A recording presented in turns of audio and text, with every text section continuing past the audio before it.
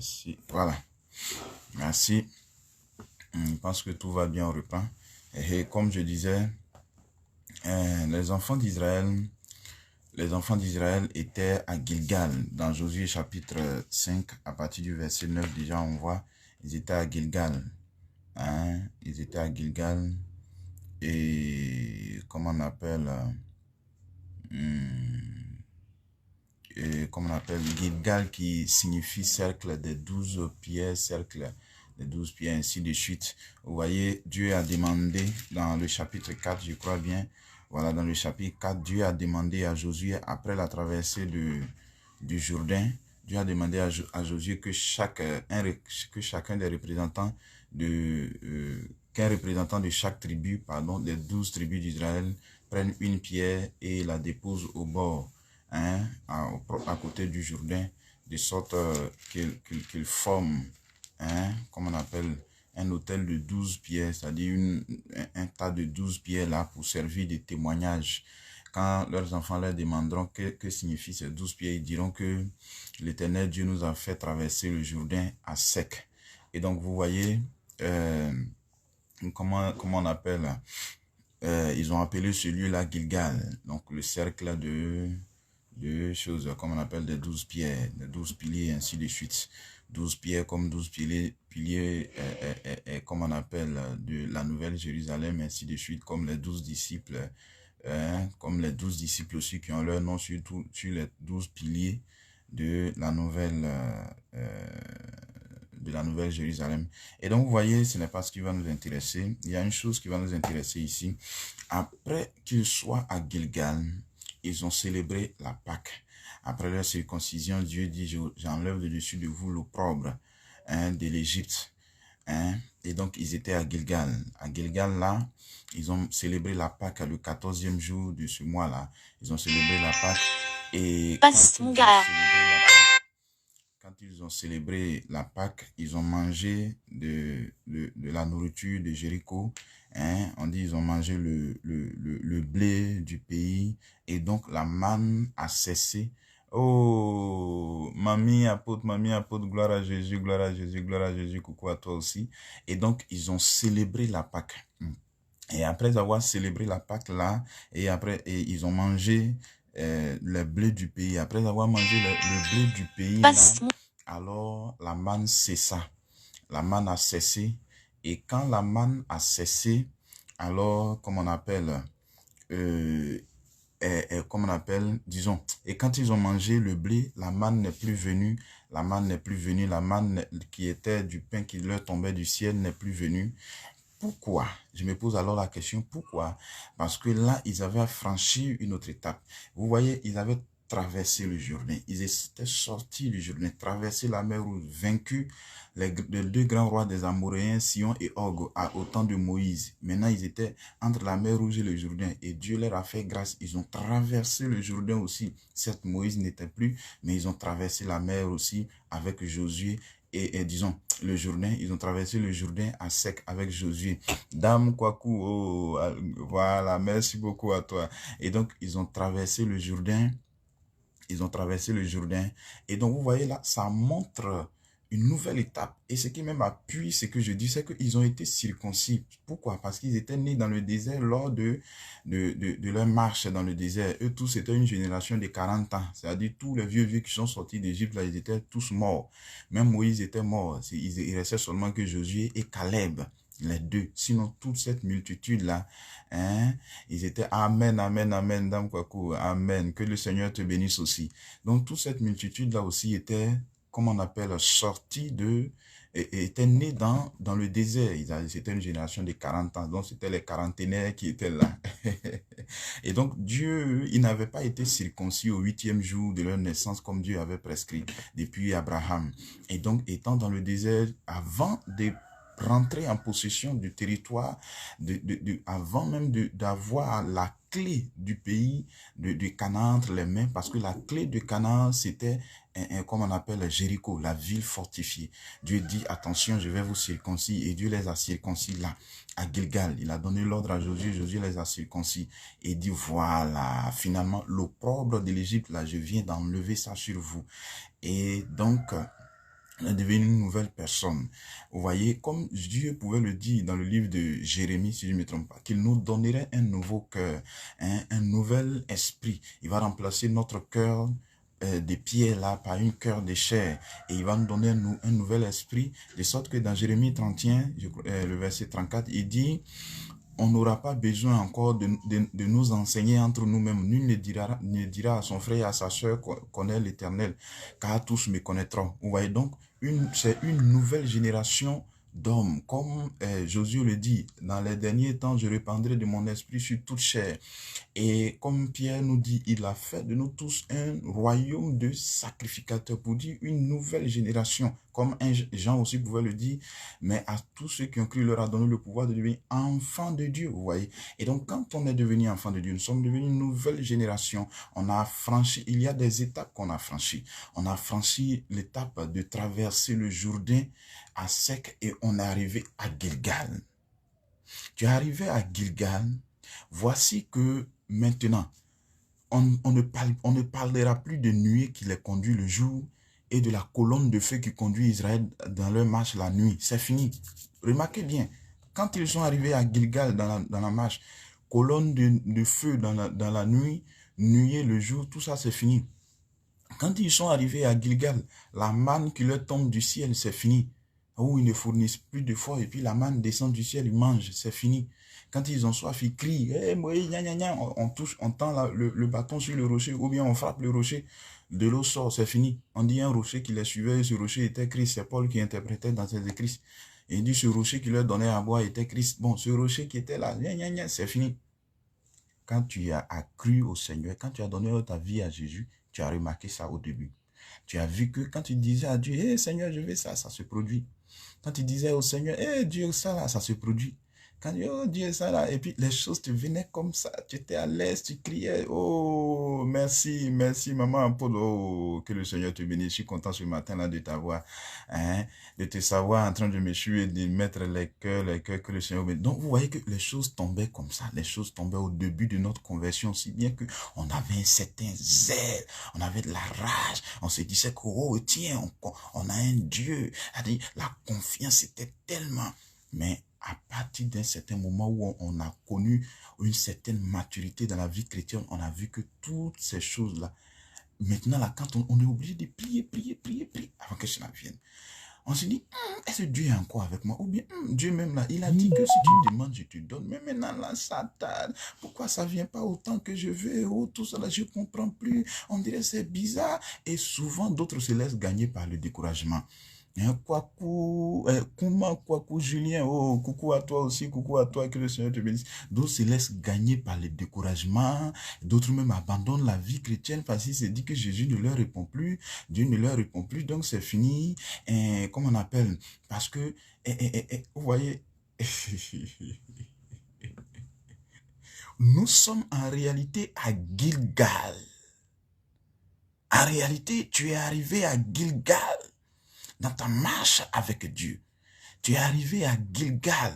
Et à Gilgal, on ne marche plus selon la vue. Parce que c'est parce que les enfants d'Israël voyaient la colonne de feu la nuit qu'ils savaient que je devais passer ici. C'est parce que les enfants d'Israël voyaient la nuit et le jour qu'ils savaient que je devais passer ici. C'est parce que le rocher les suivait et leur donnait à boire qu'ils savaient que je devais passer ici. Et même quand Dieu les avait punis un temps à cause de leur cœur dur. Ils se sont levés contre l'homme de Dieu. Et le serpent les a mordus. Ils étaient tous en train de mourir. Dieu a demandé à Moïse d'élever un serpent d'airain. Et tous ceux qui vont regarder auront la guérison. Tout ça là, c'est fini. On ne parlera plus de si tu regardes. À dire quoi en fonction de ce que tu vas voir. Marcher en fonction de ce que tu vois. Les miracles que Dieu fait et tu vois. Marcher en fonction de ça. Fonder ta vie en fonction de ça. Tu penses pouvoir aller loin. Tu n'iras pas loin. C'est pourquoi, arrivé à un certain niveau de ta vie, Dieu enlève de devant toi tous ces grands miracles que tu voyais facilement, toutes ces choses que tu pouvais avoir accès à ça facilement, parce que Dieu ne veut pas que tu marches selon ta vue, que tu n'aies pas la foi de Thomas, si tu ne comprends pas ce que je veux dire, que tu n'avances pas avec la foi de Thomas qui attend de voir avant de croire. C'est pourquoi il est arrivé à Gilgal. Maintenant, on ne voit plus rien. C'est-à-dire, on ne marche plus selon ce qu'on voit.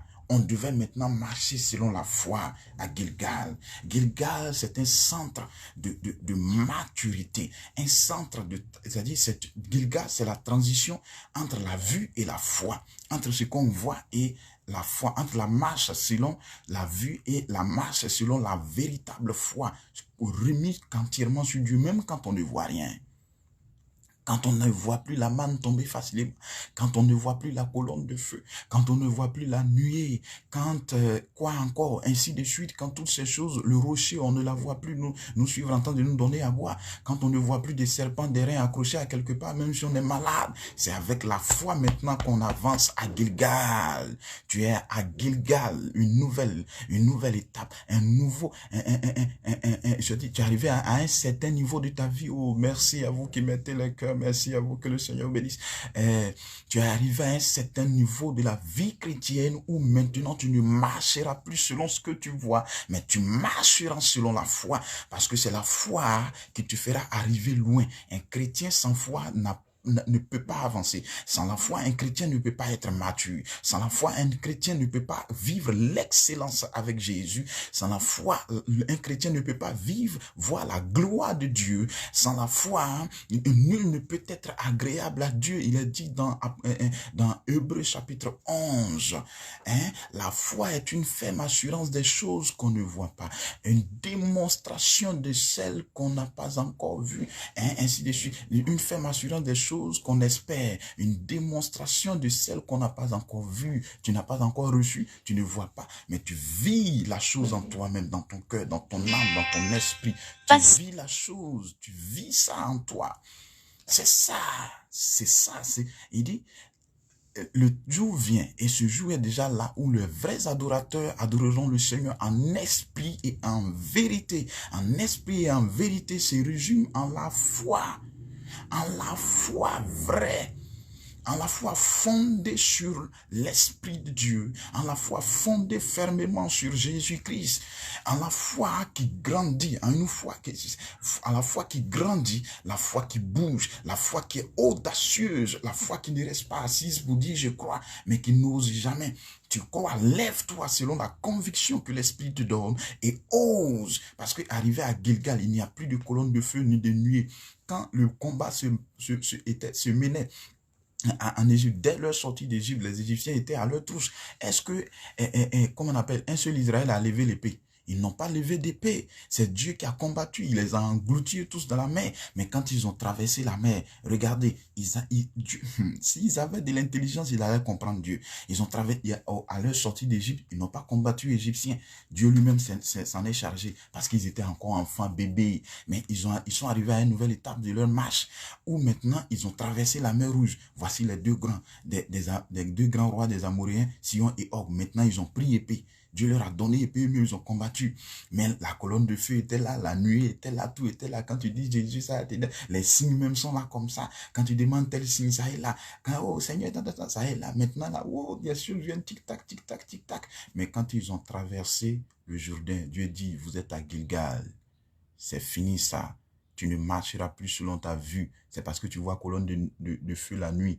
Et oh Jésus, tu vois colonne de nuit. Oh mon Dieu est bon, mon Dieu est bon, mon Dieu est bon, mon Dieu est bon, mon Dieu est bon, mon Dieu est bon, il est bon pour moi. C'est parce que tu as le rocher là, tu l'as vu te donner de l'eau que tu es en train de chanter ça.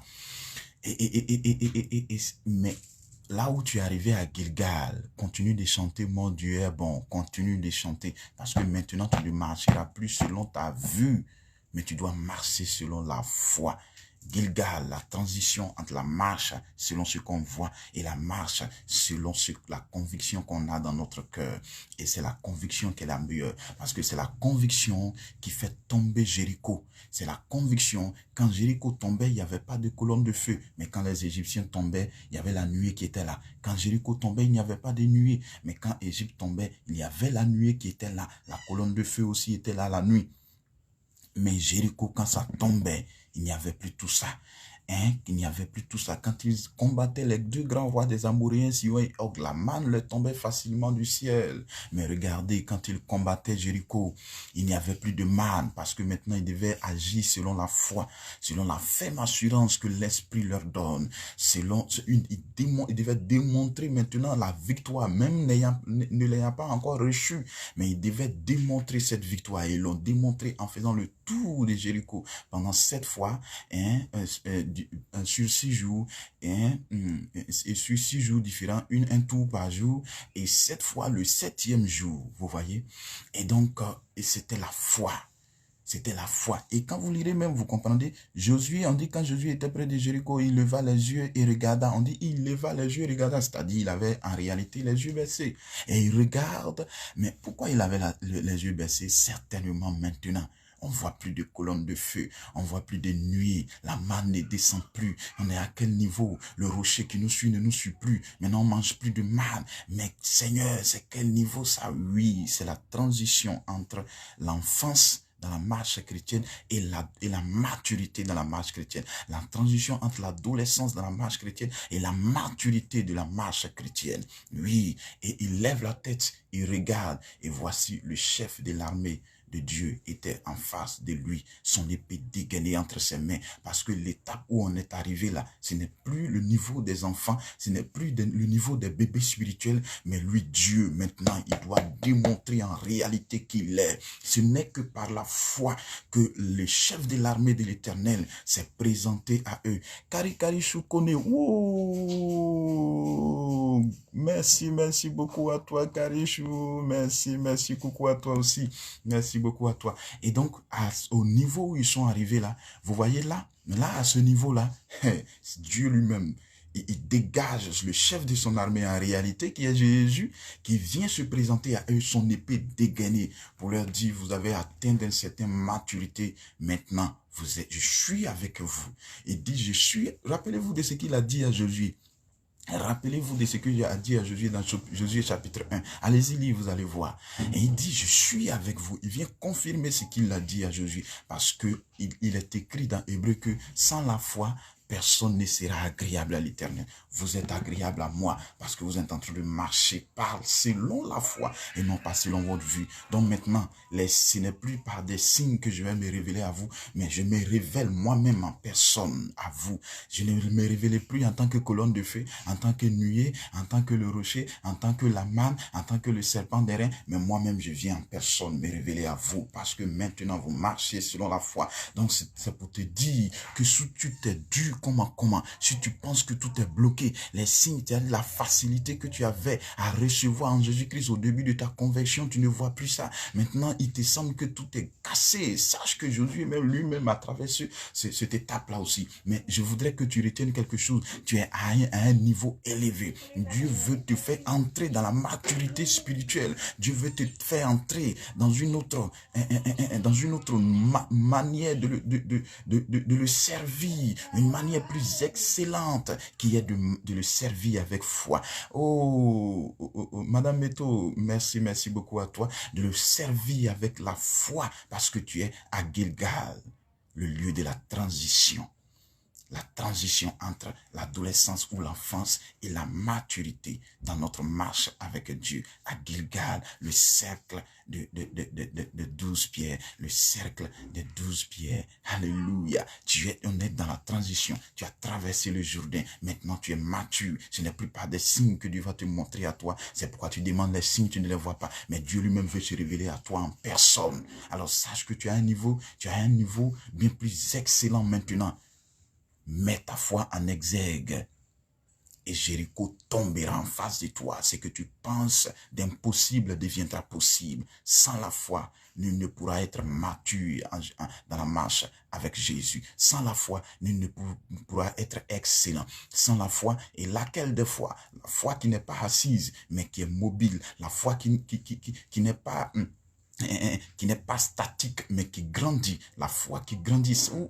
Voyez-vous, la foi grandit, la foi bouge, la foi n'est pas assise, la foi est mobile, la foi grandit, la foi bouge, la foi s'étend, la foi élargit, la foi marche, la foi elle surpasse tout. Et quand tu lis Éphésiens chapitre 6, on dit, quand Paul parlait de toutes les armes dont on devait se munir, il dit de ne pas oublier le bouclier de la foi avec lesquels nous éteindrons tous les traits enflammés de l'ennemi. La foi éteint tous les traits enflammés de l'adversaire. Et toute adversité et sa flamme est éteinte, sont éteintes par la foi. La foi est audacieuse. La foi ne s'assoit pas. La foi dit, je crois, et se met en action. La foi bouge. La foi grandit. La foi atteint une certaine maturité. La foi s'augmente comme les apôtres pouvaient crier à Jésus. Oh Seigneur, augmente notre foi. La foi s'augmente. La foi n'est pas immobile. Elle bouge. La foi n'est pas une entité assise. Elle grandit. Elle grandit. Elle grandit. Demande à Dieu et tu verras la foi qui te rendra excellent dans ta marche avec Jésus. Tu es à Gilgal, alors cesse de te poser assez de questions, cesse de t'interroger ça et là, mais sache une chose, tu es à Gilgal. C'est pourquoi tu remarques que les choses sont devenues encore bien plus difficiles tel que tu avais cru au début, ce n'est plus comme ça. Tu es à Gilgal, que le Seigneur te bénisse. Amen.